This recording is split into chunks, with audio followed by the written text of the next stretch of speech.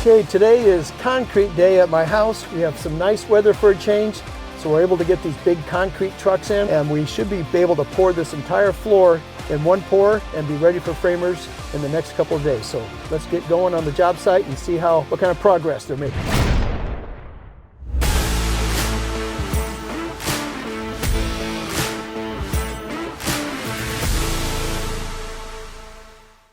All right guys, today we're pouring concrete in the lower level of my house, and I want to show you how they make this job a little easier for themselves. When they back this big concrete truck up, it goes in this hopper right here, which is a small pump. So you can see this hose. Instead of wheelbarrowing in, they have this big hose and they just direct it where they need it. So let me go inside and show you. Okay, there's one out and now the other one's backing back in.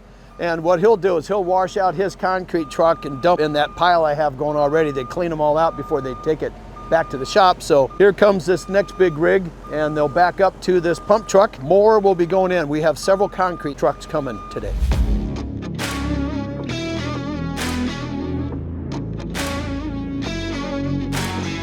I'm gonna go up here and ask this guy not only how many yards of concrete it is, but how many tons are in that truck. Because when I was driving here today, laboring up a hill, so I got way ahead of him, and he showed up about 15 minutes later over the last mile and a half. I'll give you guys a little tip.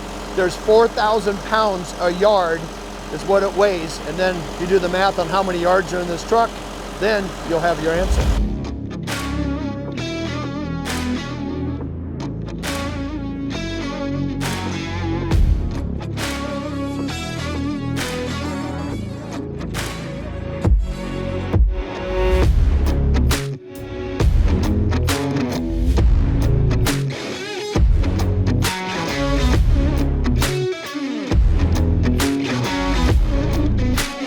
All right, a little update. What you'll notice, there's a big trough right in here and there's rebar on top. And the reason for that is when we poured the foundation, it was too cold and the ground was frozen to do the interior footing. So that's an interior footing where it's a load-bearing wall for the staircase. And we have the same one on the other side. As you can see, it's been filled full of concrete. So Efron has put these rebar down at 3 foot on center, and he's intertwined. This is kind of a new product that looks new to me. It's actually fiberglass rebar. It's a little less money, and it does the job.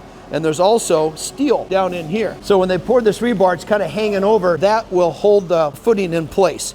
And then when we go around through the garage floor, what that does is help hold the concrete together in the event that it should crack. It doesn't blow apart. But you'll see this plastic that they've laid down. That is a vapor barrier, but it does two things. It's also for radon. We have a lot of radon issues in our area, and we have to plastic it all the way down. And Efron's gone and taped it up the wall so that it doesn't breathe out when you pour the concrete. And everything vent to that white stack over there. That is the radon stack to get the gases out in the event there is radon in the house. So all protective measures. You never know if you're going to have radon or not, but you have to prepare for it. You'll see as they start pouring with the pump over here, they'll reach down and they'll lift this rebar up to make sure it gets in the concrete and doesn't lay underneath it. That's the modern day wheelbarrow. Once this pump truck starts going, what Efron's hanging on to is about trying to manage 60, 70 pounds of pressure. And you see he's wrestling with it, but it continues to come out. So he's got to constantly stay ahead. And these guys right behind him raking in and smoothing out the concrete. And they have a laser to make sure there's no humps in the floor. So you can see right now he's filling in where the footing is going in for the stairwell. That'll be probably an additional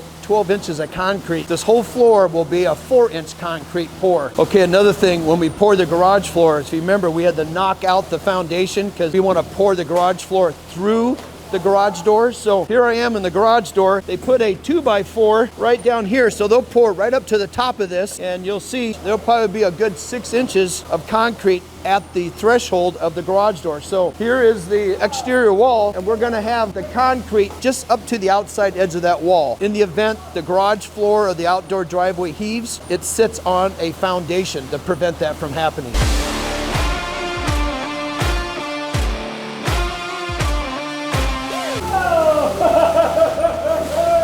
Did he fill his boots? Yeah. Uh-oh.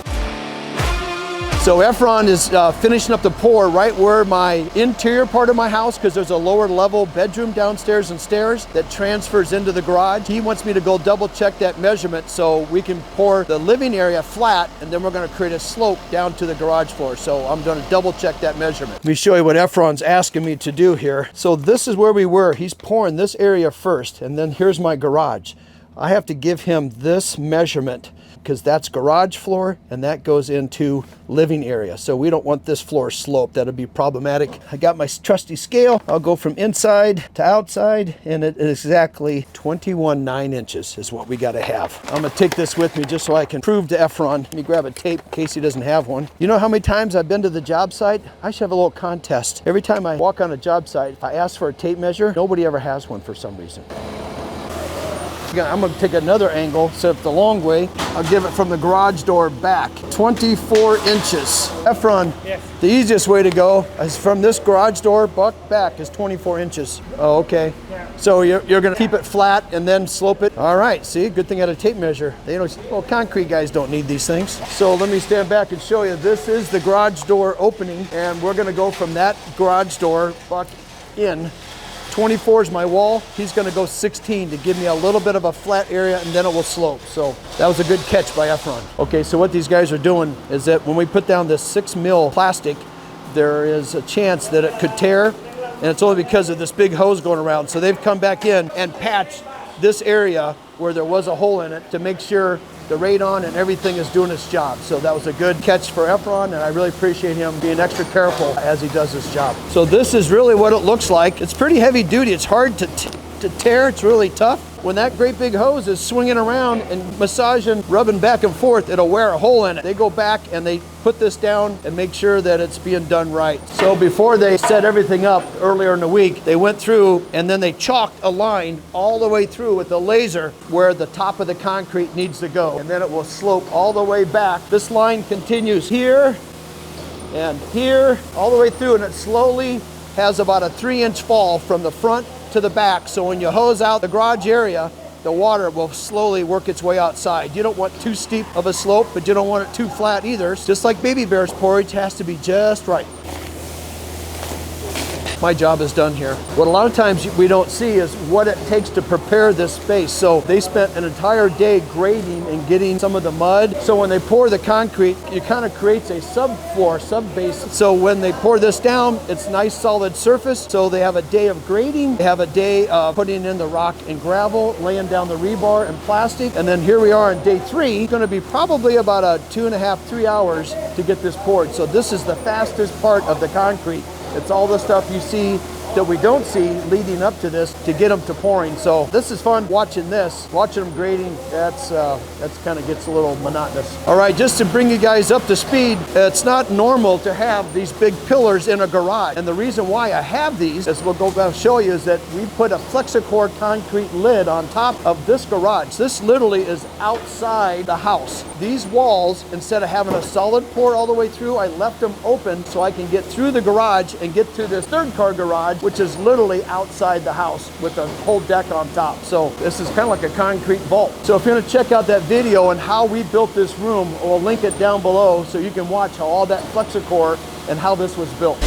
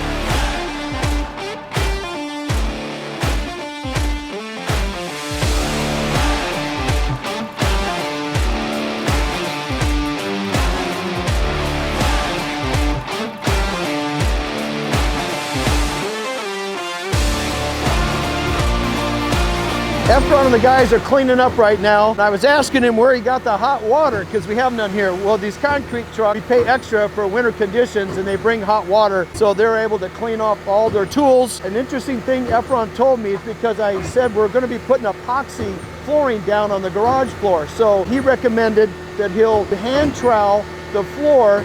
That actually kind of makes like a little softer surface versus a power trowel, but it does not compromise the strength. What that will do is when the epoxy floor guys come in, they grind the floors down. It makes for a little softer surface. This concrete floor is at about 4,000 PSI. Once the epoxy goes in, they're saying the floor strength will go up to about 7,000 PSI. So there's additional strength when you do the epoxy floor. With Efron full well knowing what the finished product is going to be, he's able to address that and give me a better surface, and I don't spend as much money when the epoxy floor guys come in and do their grinding because the floor will not be so hard. See this long pole back here? That's what I would use back when I was a lifeguard and had to clean the swimming pools. So now, I wasn't a lifeguard, but it sounded good. So now they use those great big long poles. They reach clear at the other end, and then they would hand trowel all this floor. So they gotta go and do all this through the inside and get it nice and smooth, and then they're done for the day.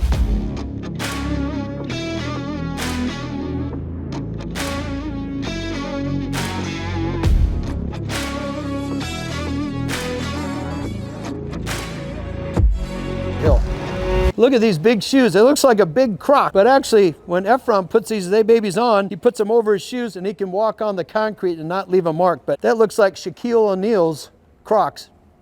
Looks like it needs a rinsing or two. So if we put that, that big tank, just how far do you want to run it? 100 foot. What's the maximum you want to be with your propane tank to the house? This is all new to me because I'm always dealing, I'm a city mouse. Since you can get your truck down there, if you can put it right in there somewhere, it'll be out of the way, or go right up close to the house back there. All right, so the guys, we've figured out where we got to place all the propane tanks. We're going to put one over by his big barn, and then put one out by his front yard. The difficult part is these big trucks that come in can't drive on driveways or concrete, and so we don't want to pour concrete 6-7 inches thick just for the propane trucks. So what we're going to do is have asphalt down and then be within 100 feet of where the road ends. So we've got that figured out, but Andrew's taken my entire front yard with all his gear. His trailers are now empty, but he brought all his toys. We got the mini excavator, the Bobcat, I guess it's a skid steer. They're gonna put that to work here, cleaning up to get ready for the animals. So I gotta get this stuff out of the way so we have parking for our guys. I don't have to put the tank in now, so just wait to dig this hole. I would wait till you... Power? Yeah. Okay, because he'll be here forever and digging holes, so. All right, at least we kind of have a pretty good idea, because this is gonna be a sliding glass door, and this will be like a little patio out here. Let me get all my rough ends. That's gonna start this week. Plumbers, HVAC in the next 2-3 weeks. And then I'll be able to get my permanent power. And then we'll deal with the front yard later. Okay, then I can get this dirt pushed around too. I think that's where it was. Yeah, you better call in your locates because I've just been moving flags on my own. All right, perfect. We need another propane tank because that's gonna be greenhouse. Running geothermal on this place, and all I'm gonna have on this house is probably the gas range, and I don't know if I'm doing a backup furnace with that. It's typically all electric like we did at Flares just because of the propane. And then I'm looking at maybe getting one of those fireplace inserts so I can have all this wood around here, just start burning wood and get some free heat out of that deal. Do you ever bury two of them side by side if I needed to keep track? Then if I pour my driveway around back, then I have to pour a thicker driveway, and then you guys would come around back with your truck and the tank would be there. Is there a life expectancy that's different when they're in the ground versus above the ground? That's depending on your paint, because when we bury tanks, we got to put anode bags in with the tanks as well. So basically that takes that rust factor away from the tank. It'll deteriorate the bag first and then work on the tank. Oh, so you buy yourself some time. Yep. Interesting. We check those probably like once a year. How often when you guys bury tanks do you have to replace them? I've seen some 1950s still. Oh, no kidding. Yeah. That's a long time. And that's why you do your anode test, because if you got a bag that's bad, we had to do one for a customer in the 50s or 60s. We go test it. Well, it didn't even have a bag. It was that old. They didn't bury an anode bag with it. So we had to go in and we just dug a hole right beside the tank, stuck the anode bag in, and then hooked it up to the tank. You fill that with water, and that's what activates that anode bag. Oh, and it goes and it solves the problem. Help buy some more time. Interesting. Okay. All right. Well, I got something to think about. There are various options, and we're early, so we don't have to. No sense in jumping the gun. So perfect. All right. All right, man. Well, thanks for coming out. All right. Thank you. Appreciate your help. All right. I hope you guys enjoyed watching the process of what's all involved on getting the concrete poured in this lower level. As you can tell, it's not as simple as showing up with the concrete truck and putting it all down. There's several steps involved, from grading, and then we also had to add the footings because we were not able to get those in during the foundation stage. And then all the 6 mil poly that goes down, that is a vapor barrier. And then more importantly, it's a barrier for radon. Radon is that gas that's hidden that nobody can see or smell. We have to, by code, put that down.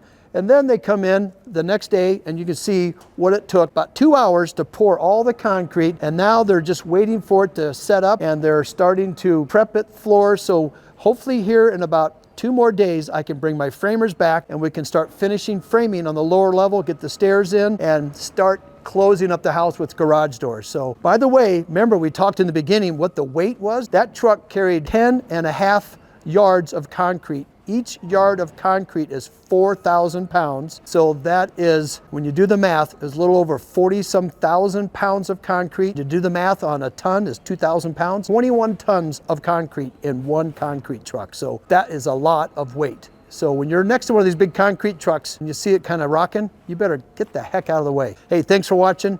I'm Brad the Builder. Please subscribe, hit that like button. I love hearing from you guys, and I'll see you on the next job site.